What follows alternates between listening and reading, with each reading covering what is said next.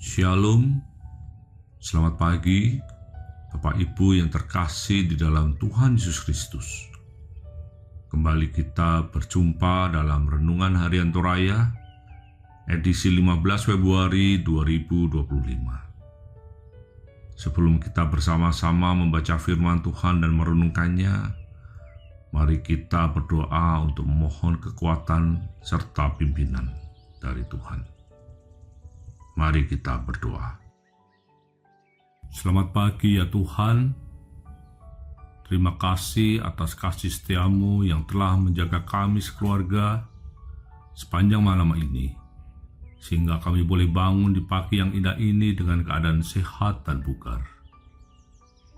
Kami juga mengucap syukur atas kesempatan yang Tuhan berikan, sehingga kami masih diberi nafas kehidupan.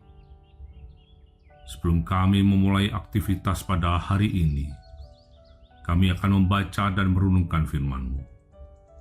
Tuhan, kiranya Engkau berkenan tolong, agar kami boleh mengerti, memahami, serta melakukan firman-Mu yang akan kami baca maupun kami dengarkan ini.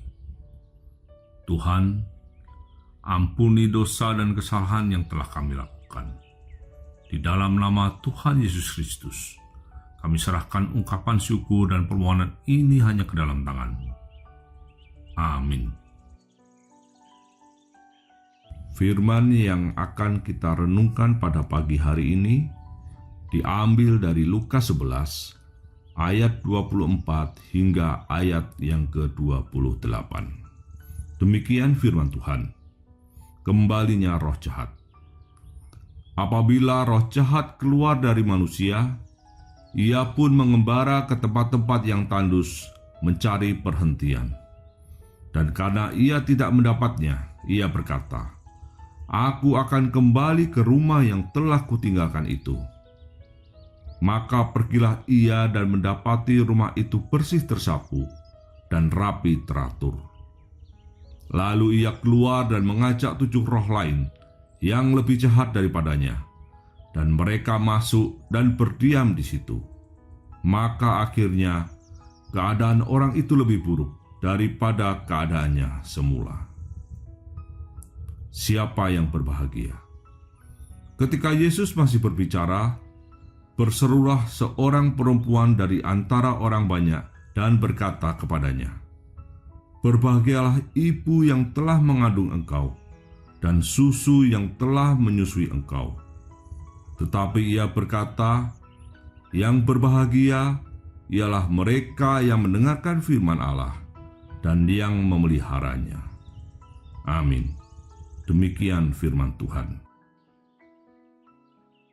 Renungan Harian Toraya pada pagi hari ini mengambil tema, biarkan Tuhan bertahta di hatimu. Elorani tupuang turolan penaamu. Perasaan senang dan bahagia kita rasakan jika ada seorang keluarga, kerabat yang menyatakan bertobat dari kehidupannya yang lama. Tetapi jika baru beberapa bulan dia kembali lagi kehidupannya yang lama, maka orang menjadi bingung. Apakah dia bertobat sungguh-sungguh? Bagaimana seharusnya menjalani pertobatan yang sungguh? Dalam bacaan kita hari ini pada ayat 24 hingga 26, Yesus mengatakan bahwa roh jahat itu bisa keluar dari manusia.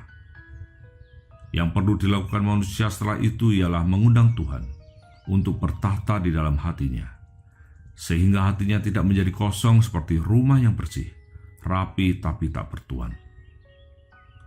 Hati yang kosong akan memberi kesempatan kembali kepada roh jahat untuk menjadi tuan dalam hidup manusia.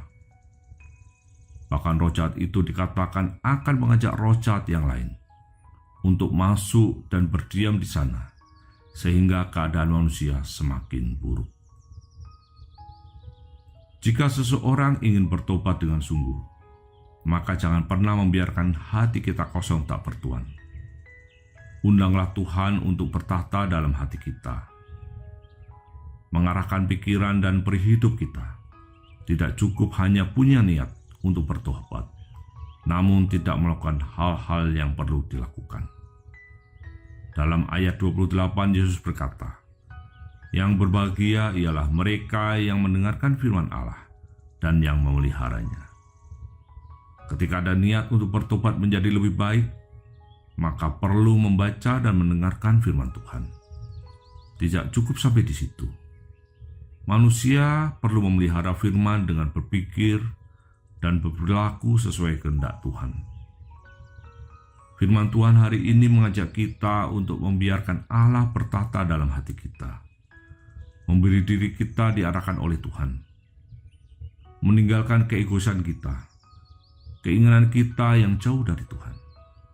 Karena hanya dengan mendengar dan memelihara firman-Nya, maka kita akan menikmati kebahagiaan di dalam Tuhan.